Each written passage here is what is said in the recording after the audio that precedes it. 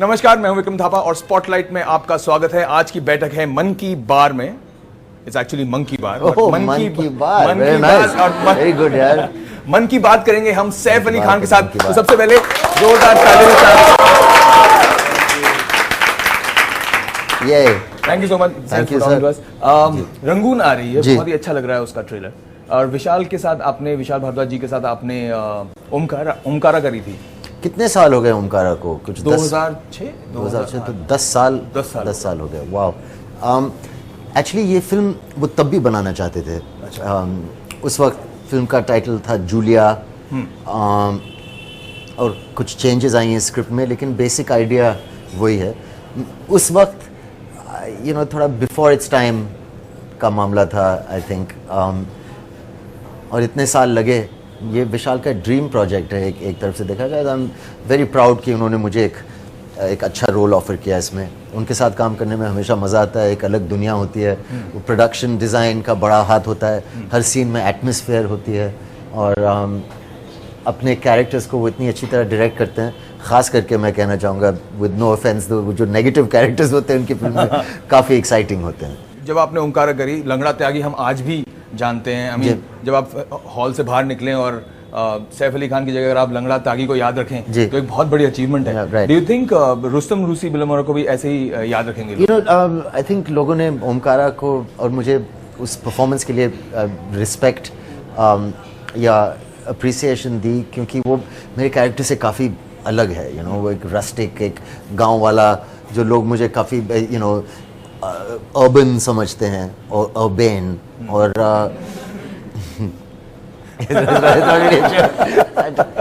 joke, but this character is काफी polished है, रूसी बिलमोरा, तो a little bit like me in that sense. तो इतना ड्रामेटिक डिपार्चर नहीं है मेरे खुद की पर्सनैलिटी से। इट्स अ सोफिस्टिकेटेड गाय, लेकिन फिर भी सीन्स के अंदर उन्होंने बहुत मसाला डाला है, बहुत अपॉर्चुनिटीज दी हैं कुछ इंटरेस्टिंग करने के लिए। तो आपने इतना वक्त हो गया, आप कहते हैं कि ओमकार के बाद ही रंगून बनाना चाह रहे थे पर नहीं बनी, पर आपने उनके साथ फिर क्यों काम नहीं किया? कुछ आइडियाज थी, और मैं अगर मुझे शायद कुछ अलग ऑफर्स मिले थे उस वक्त, या मैं पता नहीं क्या सोच रहा था, लेकिन आज मैं सोच रहा हूँ कि मैं तो उनकी हर पिक्चर, ये भी नहीं कह सकते कि मैं उनकी हर फिल्म में काम करना चाहूँगा, क्योंकि उनकी कुछ आइडियाज़ ऐसी होती हैं जो मुझे बिल्कुल पागल कर देती हैं, और उनके कुछ ऐसे आइडियाज़ होती हैं जो मुझे इतनी समझ में नहीं आती, टू बी ऑनेस्ट। और अगर सिर्फ आउट ऑफ रिस्पेक्ट मैं उनके साथ काम करूँ, तो अगर फिल्म नहीं चली तो मुझे लगा यार क्यों किया। I think you should only work in films you believe in generally. मैंने भी काफ़ी मिस्टेक्स की होंगी अपने करियर के साथ। कुछ फिल्में नहीं करनी चाहिए थी, कुछ फिल्में करनी चाहिए थी। अगर विशाल जी, आई थिंक 80% उनके जो ऑफर्स होते हैं बहुत इंटरेस्टिंग होते हैं, और 20% मुझे कभी समझ में नहीं आती, which I hope he forgives me for.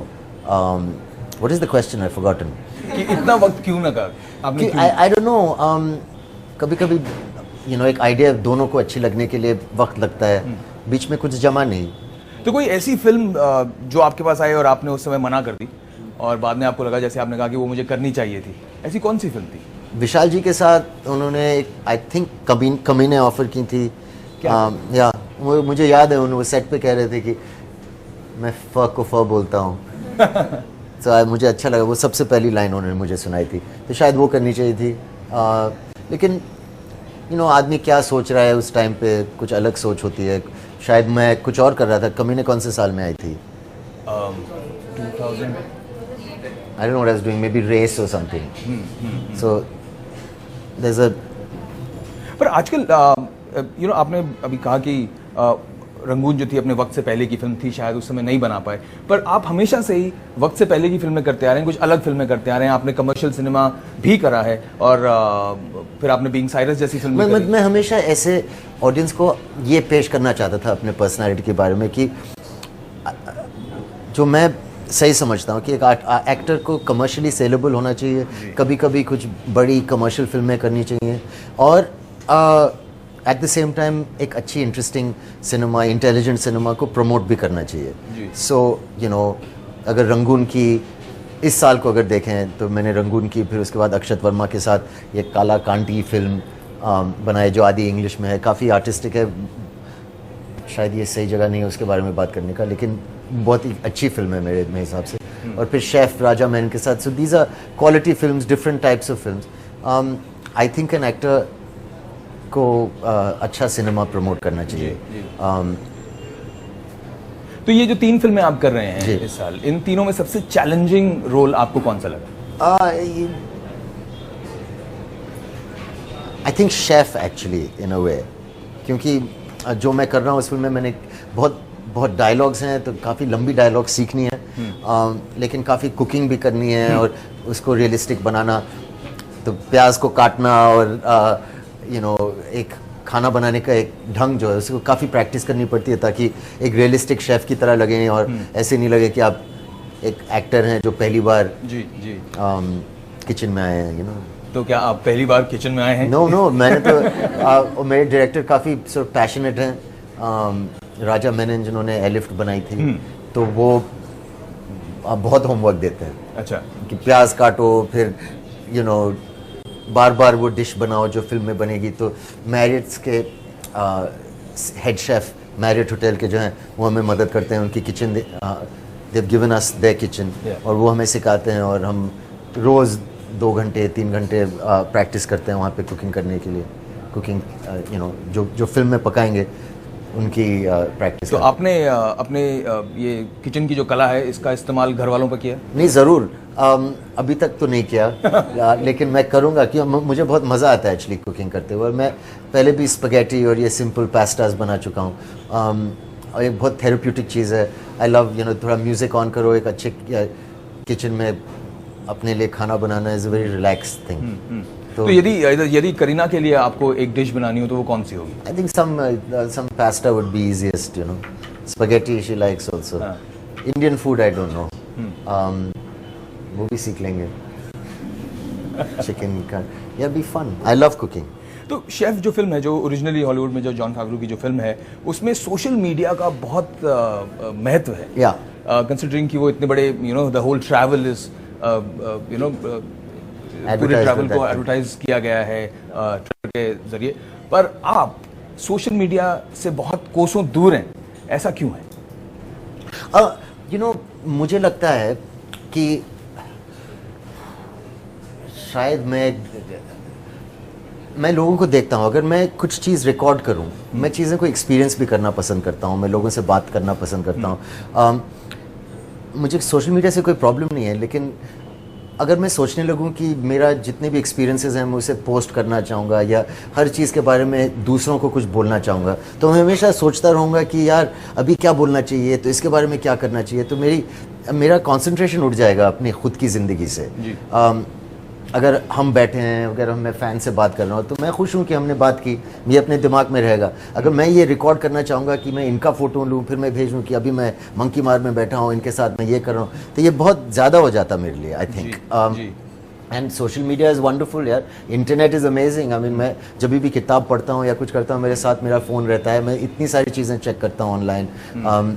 लेकिन अपने आप को प्रमोट करना just does not come naturally to me, मुझे नहीं लगता कि मैं दिखाऊं कि मैं यहाँ पे छुट्टी पे गया, अभी मैं और करीना यहाँ है, मेरी ज़िंदगी बदल जाएगी। मैं इतनी सारी चीज़ें होंगी कि मैं ये बताऊं, फिर तैमूर का फ़ोटो, करीना का फ़ोटो, मेरी बहन, मेरी माँ, पटौदी, इतनी सारी चीज़ें, क्या क्या करूँ मैं, इट जस्ट मैं एक अजीब आदमी बन जाऊँगा कि ये देखो अभी मुझे क्या करना चाहिए, अलग क्या करना चाहिए, और क्या, कैसे शो ऑफ करूँ जी, कैसे प्रमोट करूँ अपने आप को, अरे ये फ़ोटो करते हैं।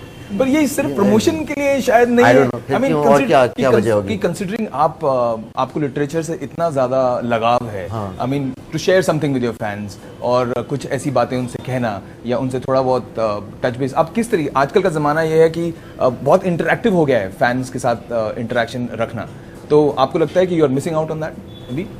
No, if I was missing out on it, I'd do it. I mean, मैंने ये भी नहीं डिसाइड, शायद मैं कर लूँ कल, ऐसी कोई फिक्स रूल नहीं है। बिना सोशल मीडिया और हम लोग कनेक्टेड तो हैं, अभी कनेक्ट कर रहे हैं फैंस के साथ, अभी हम इस शो पे कनेक्ट कर रहे हैं फैंस के साथ, तो ये ज़रूरी है, कभी कभी फैंस से कनेक्ट करना बहुत ज़रूरी है, लेकिन मेरे लिए रोज़ कनेक्ट करना वो नेचुरली नहीं आता, यू नो, कि मुझे लगता है एक टाइप का प्रमोशन है जी। कि मैं सोचूं, सुबह उठ के सोचूं ये पिक्चर डालना चाहिए, लोग फिर मैं इम्प्रेस करने के चक्कर में फंस जाऊंगा कि नहीं नहीं ये अच्छा फोटो नहीं है और अच्छा वाला बेचते हैं क्योंकि मैं इसमें सही नहीं लग रहा हूँ या आप सही नहीं लग रहे हैं या यू नो कैसे दिखाएं।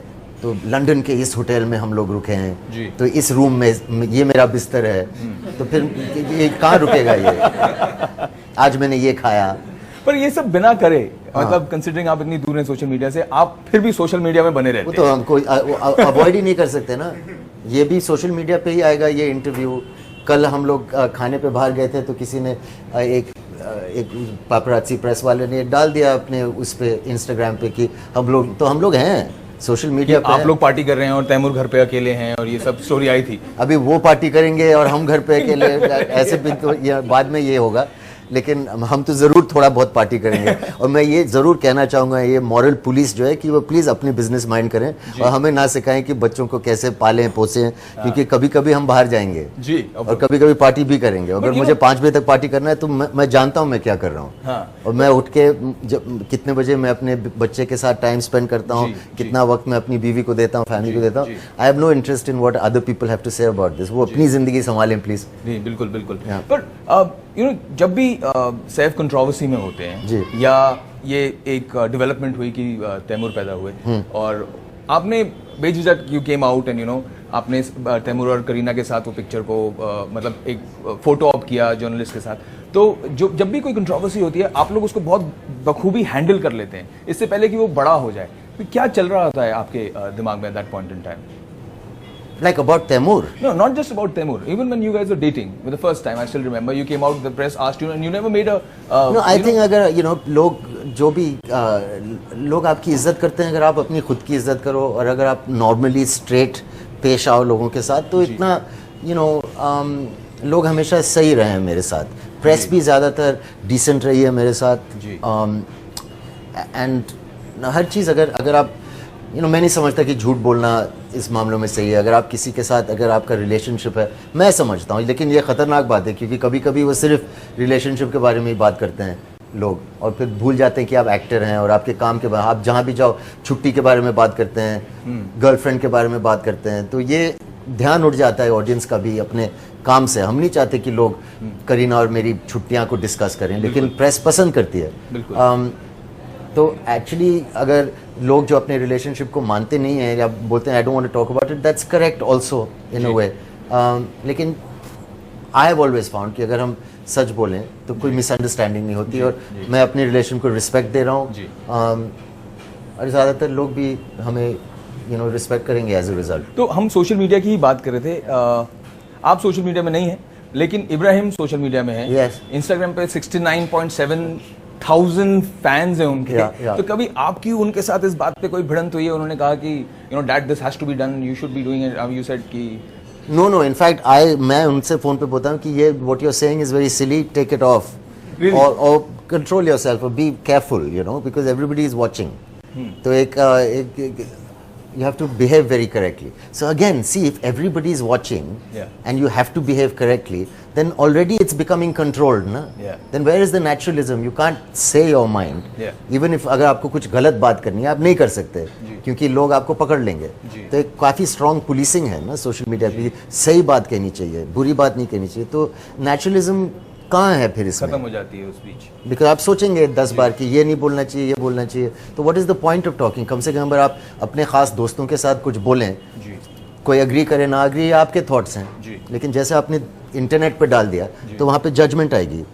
तो you have to be careful what you say also. तो अब आपकी और फिल्मों के बारे में बात करते हैं। आप प्रोड्यूसर भी हैं। आजकल जो ज़माना आ गया है, 300 करोड़ क्लब का ज़माना आ गया है, 100 करोड़ फिल्म को बनाना ही बनाना चाहिए।